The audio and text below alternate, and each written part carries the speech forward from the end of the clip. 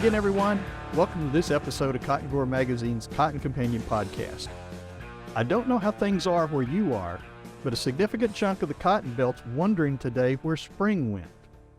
After a few weeks of some warm temperatures, some timely showers, and a great big rush to get corn planted and out of the way, a bit too much rain and some significantly cooler temperatures have currently delayed or simply put cotton planting on hold for a few days. I'm Jim Stedman, editor of Cotton Grower, and with me is my colleague and friend Beck Barnes. Beck, I thought we talked about, what was it, Fool's Spring? Was that what you referred to this? Yeah, Fool's Spring. Several weeks ago? Yeah. I thought we kind of put that behind us, and here we are with Fool's Spring, the sequel. Yeah, well, yeah, I mean, I think there's a list. You'll have first Fool's Spring, second Fool's Spring, third Fool's Spring. We may be to Idiot Spring by Idiot this point. Spring. Yeah. Yeah, I feel like that's where we are. We have had the pollen. I can tell you that because it's been a lot of Kleenexes in use here at the Barnes household. It's just that time of year. Yeah, I mean, I look outside now, it's 55 and gray out there. It was glorious last week, but it was about, glorious for me and you to be outside in the yard. Meaning it was 70 degrees and sun shining, which is lovely. I know for our listeners' purposes, they needed to be a little bit warmer. I am not an agronomist or a soil specialist, but I do have a few potted plants and planted plants that I kill throughout the year. And I know that the ground takes longer to freeze when temperatures get below freezing. And so I suspect it takes longer to warm. So if it's 75 degrees outside, that doesn't necessarily mean that the soil is warm enough for these guys, our listeners, to be planting. And everybody that's listening to this, me ramble, has exponentially more knowledge on this topic than I do. So I'll be quiet. And I think, when you sit back and look at all the recommendations, I think most of them are looking for soil temperatures in that 60 to 65 degree range. Right. Especially for cotton planting. That said, it was 37 degrees here yesterday. Oof. On April 24th. And that's here in the greater Memphis, Mid-South area. And I saw a photo that Tucker Miller, who's one of our crop scan consultants down in Mississippi, posted, shared a photo of his soil thermometer yesterday measuring just a few ticks below 50 degrees. So it's, to say, there's still a long way to go on this. And with the exception of a few areas in the southern and western parts of the cotton belt and maybe a couple pockets over in the lower southeast, the key word for cotton planting right now is wait. Yep. And I think, you look at USDA's crop progress report this week, I think 12% of the U.S. crop has now been planted. Yeah, that's up 4 percentage points from a week ago and, 1 percentage point above the 5-year average for this date, but these are early numbers. And coincidentally, looking back at 12% we're at right now mirrors exactly the planting percentage from the same time last year. Yeah. So I guess we're right on schedule, but, realistically, California, Arizona, Texas, and surprisingly, Virginia are driving this planting at this point. So, we've got a little bit of activity going in 13 of our 15 states.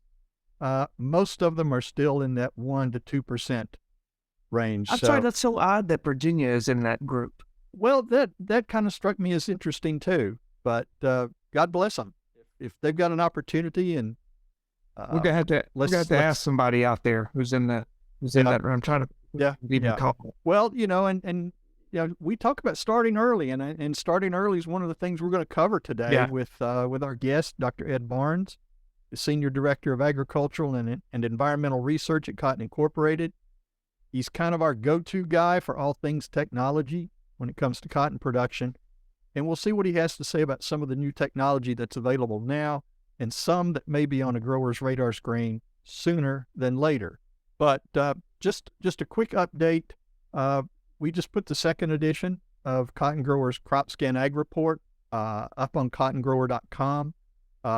That's, again, these are biweekly field level reports from 5 crop consultants based in North Carolina, South Georgia, Mississippi, Central Texas, and West Texas. And just a couple highlights from this report. Cotton planting had just started in central Texas over the last couple weeks, but some recent rains and cooler temperatures have slowed things down, and there may be some replants ahead for some of those growers who got out early. Similar story in the Carolinas and the Mid-South. Rain and cooler days and nights are shifting some of these late April cotton plantings into early May, or at least just as soon as the soil temps are adequate. Down in South Georgia, a few growers had started planting cotton, and as early as this week, Monday of this week. Some peanut planting has started, but obviously a lot of activity anticipated in the days and weeks ahead. That area is dry and could use a good rain. Needed to help kind of get things off to a good start at this point. And of course, in West Texas, mid-May looks like the target date to start planting, but they still need rain to help with that soil moisture to get those crops out of the ground. Yeah, I'm going to be waiting on the CropScan Ag Report submission from out there that says they got that $1 million rain. That's what I want to see 2 weeks from now when we get another submission. Well, actually, when our consultant out there, Carrie Siders, is with Texas A&M, and just a really great source on this. Carrie's usually quick to get his report in, and I got a note from him late last week saying, "Can I hold off until Monday morning because we might get a good rain out here, and that would change everything." Well, unfortunately, that rain didn't materialize as they had hoped at this point. But as he says, pray for good rain. Yeah, we'll be doing it. Yep. So anyway, we share these informations from these reports in our Cotton Companion episodes as we go through the summer. But to see the complete reports, please go to cottongrower.com and look for these CropScan Ag Report segments. Well, speaking of good starts, let's welcome Dr. Ed Barnes, Senior Director of Agricultural and Environmental Research at Cotton Incorporated, back again to the Cotton Companion. Ed, thanks for taking time to join us again. I hope all is well at Cotton Incorporated.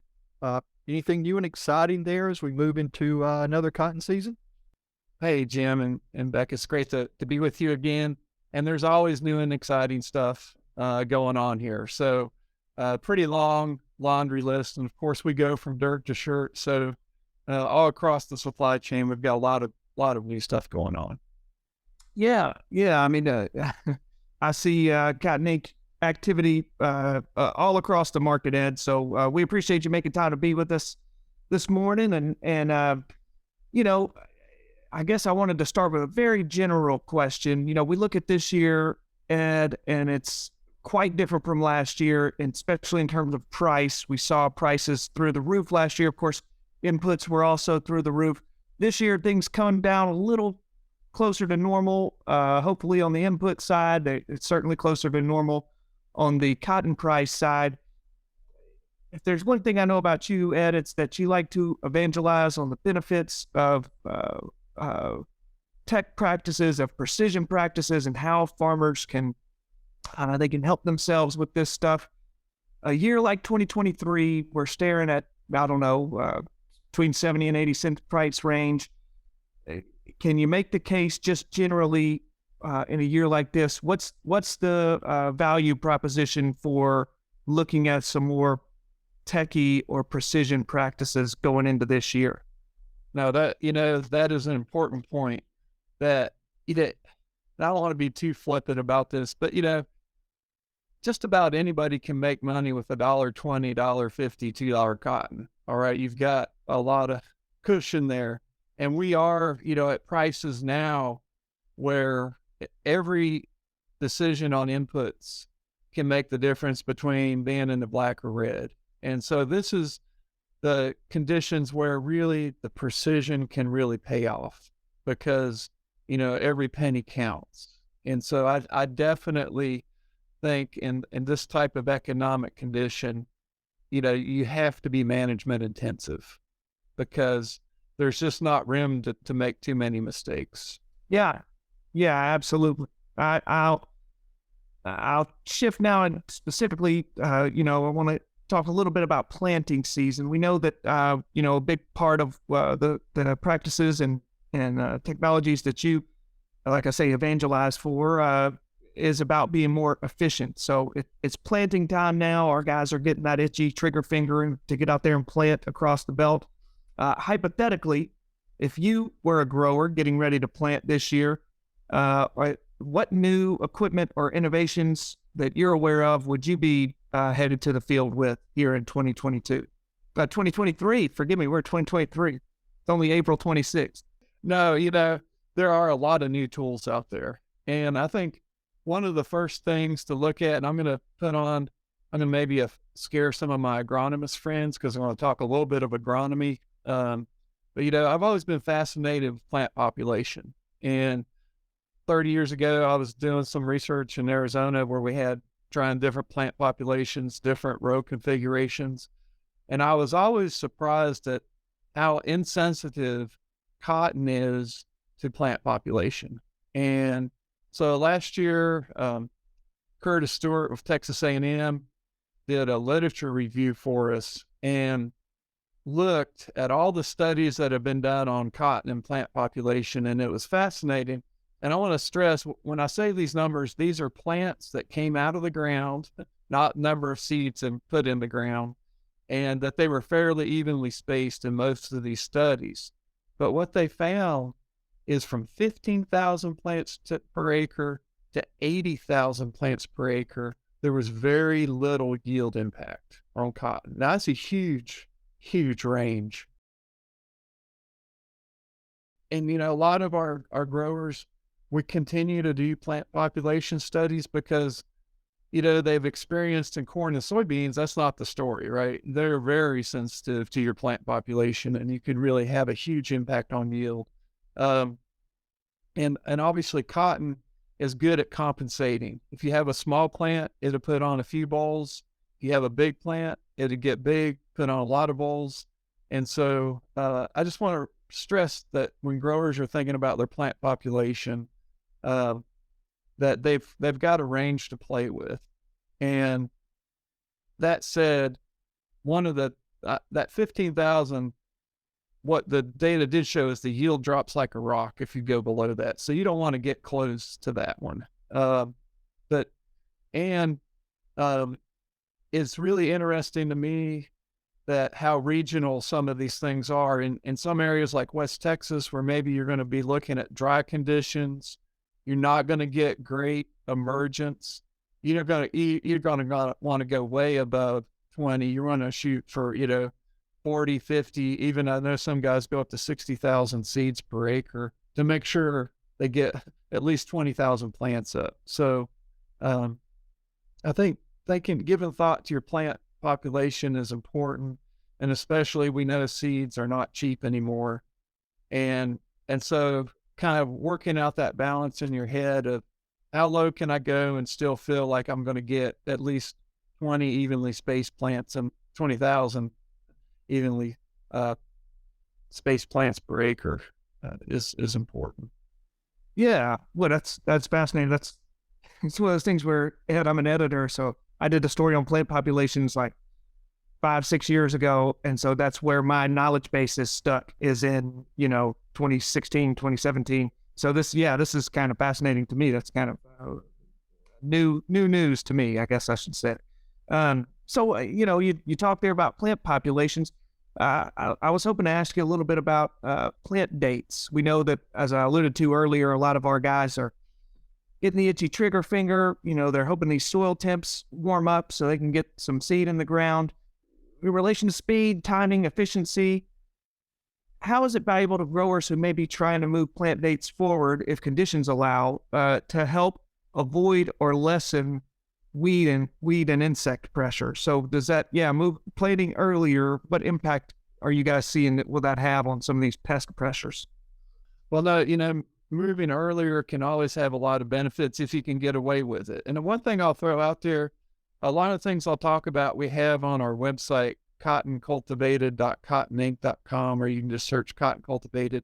We have that paper on plant population. And we also have, it's from NC State, and I think it applies more than just North Carolina, that we'll look at kind of the 5-day temperature forecast and current soil conditions and help you know when it looks like things have warmed up enough. So that's, you don't want to go so early that you end up replanting, obviously.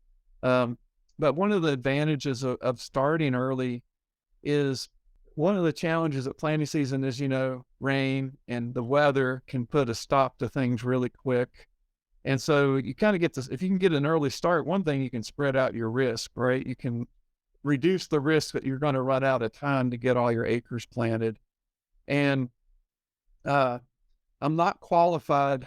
I won't play entomologist. Sometimes I'll play agronomist, but I'm not going to try to play entomologist and think about the impact on insects. Although I have heard, if you go too early, it's cold, the plants are struggling, thrips actually become more of a problem. So that's the one thing I can't remember the entomologists have taught me.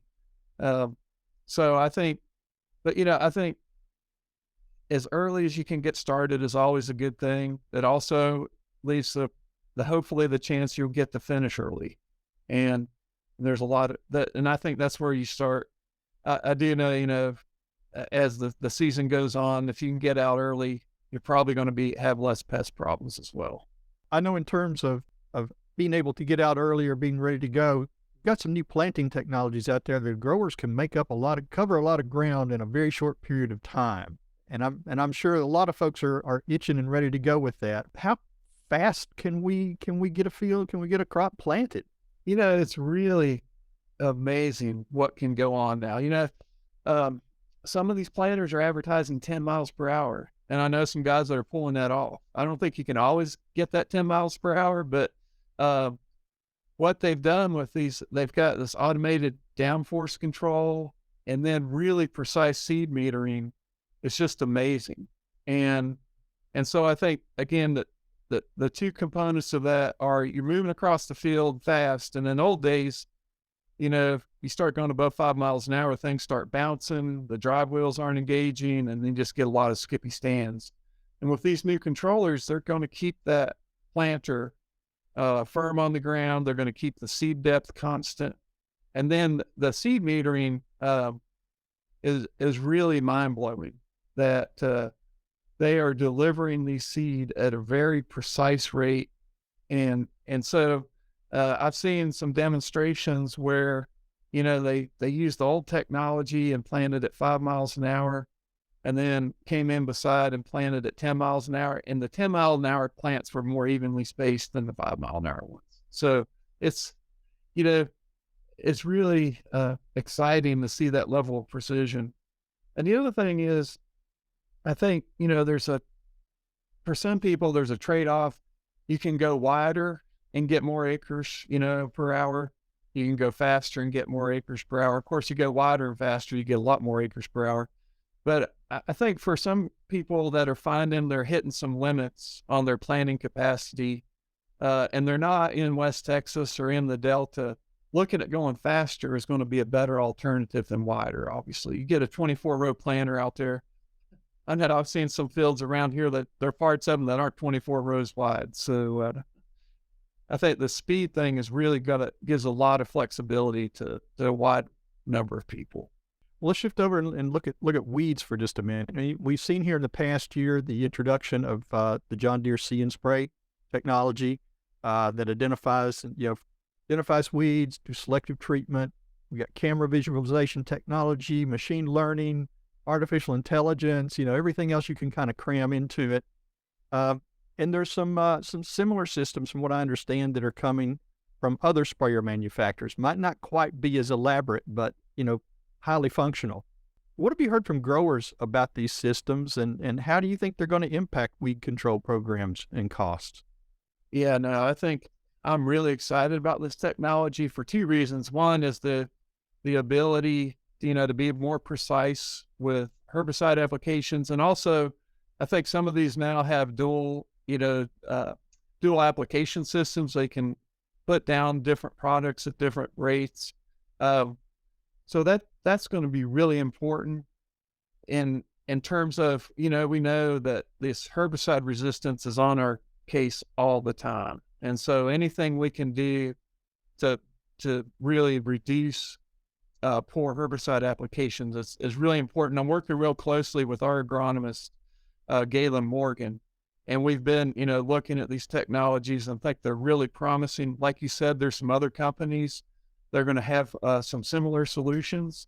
I think one of the big questions, and is the economics, and that's still, how much. We have the technology to do this. That is for sure. And the Deere technology, I know that it works beautifully. And so, if you think about, if what's interesting to me is, maybe 20 years ago, there was something called the Weed Seeker. And it was a little sensor, if you may remember, you had to have 3 of them in a furrow. It's because that's so it could see the small weeds, and it worked great. And then Roundup came out, and Roundup was cheap, and so it made no sense, right? And so we're not in those days anymore. Another thing I find encouraging as we get competition, it's going to bring the price of this down. And again, I think that the technology is really solid at this point. The other thing that excites me about this is it's brought machine vision to a commercial system. And you think about, and we've got a lot of studies going on looking at what we can do with machine vision. And it's not going to be long before not only, there's projects going on right now that Galen's involved with, where they're looking at identifying different species of weeds. So that can be important in the future where, if it's herbicide resistant, go ahead and spray it, right? If that species, or if it's not, then maybe we put out another control technology, whether that's, there's people using lasers. That's a real thing. Or Galen's working with Mississippi State on a precision tillage time that, when it only deploys when there's a weed there. And so, this is going to offer a lot of new ways to help with herbicide resistance. And then also, you think every time you go to spray weeds, you can scout the field. And that's just got to be coming, because we know these technologies can look for, disease presence. We know they can see insect damage. And so that's going to be some added on benefits I think we can expect. And I mean, I'm talking in the next 2 or 3 years, not next 10 years. And then the other thing, there's some things obviously from above the canopy you can't see. I think there's going to be some opportunities for, cameras under the canopy to look for things too. So I think machine vision has me very excited. Just it's happening fast, and it's not expensive. Well, and that brings up another factor in all this too, is what about drones? We're seeing larger drones out there. They seem to be taking on a whole lot more tasks rather than just mapping and scouting, and now they're moving into application at this point. And the technology seems to be growing exponentially. Where does that fit into all of this? Yeah, that's a great question. That's one we're kind of struggling right now to answer, because we're actually seeing some growers, or some companies providing drone-based spraying services. And it's really, really interesting. For spot spraying, you can see where it makes a lot of sense. And one of the things, Galen's had a project with Texas A&M where they're, looking at scouting the field with the drone, looking for weeds, and then, the drone goes and sprays it right then. And so I think it's going to make real sense for when you just have, periodic escapes, not as a primary blanket application, just because the capacity, even though these bigger drones are bigger, they're still, we're talking 20, 30 gallons of material. And they are, that said, they can do very low application rates and still get effective coverage, because one of the things, like with the quadcopters, those propellers they're finding actually are pushing the material farther into the canopy. So, I think there's going to be a lot of spot spraying applications. I've heard of aerial applicators who are actually using these to clean up along tree lines or power lines where they don't feel, although I know some of those guys are pretty crazy, but not much intimidates them. But still, they can go back and clean up a few things that they couldn't get to with planes. So that's exciting. I think there's, and I think there's a lot more applications that we're going to discover as more and more people experiment with this technology. Okay. Well, looking at some of the other technologies, we got autonomous tractors going into the fields now. We're seeing some of the early stages of electric tractors and equipment, particularly in some of the specialty markets. Con Incorporated working with some of these manufacturers, and kind of where do you see the future for these technologies on a large scale? Yeah, it's really interesting to me. One of the terms I'm hearing the equipment manufacturers use is electrification. And that takes me back to the history books of thinking, we talked about rural electrification in the early 1900s where the farms didn't have electricity, and now electrification means something completely different. And yet, one of the advantages of going to electric-based systems is the control options. Now if you're doing everything with electric motors and electric control systems, it's just so much easier to get a very precise level of control, whether that's on, seed delivery systems, spray systems. Everything can be more precisely controlled if it's all electric. Obviously one of the challenges for electric systems, if we were thinking of battery only, is battery life, and I have seen some systems where they're looking at where you just switch the batteries out, right? So you don't sit there and wait for the thing to charge. You just drop a battery and put in a new one. But the other thing I've seen, heard some of the companies are looking at having like a locomotive works, where you have an onboard diesel engine, but it's powering a generator. And so everything's electric, but your power system is still fuel-based, so that you don't have, the limitations of worrying about battery life. Well, I can't let you go without, an update on some of the robotic studies that are ongoing at universities and companies across the Cotton Belt. What's the latest on some of those studies? Yeah, no, there's some really good progress being made.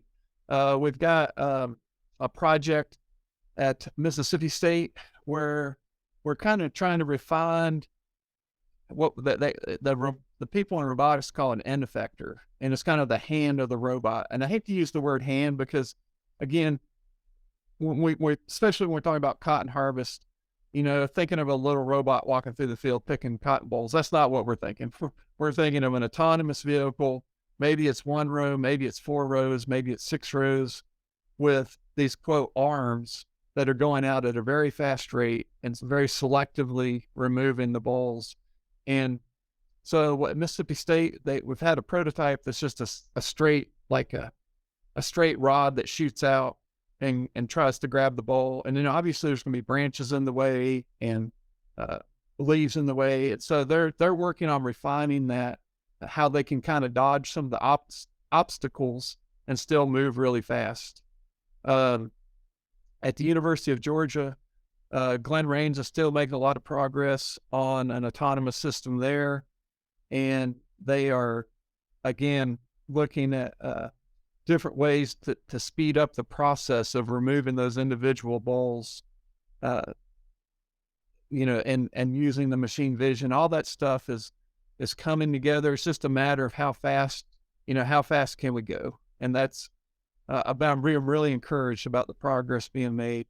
Joe Maha is also working on a different approach at Clemson, and his is more of more like a traditional stripper header.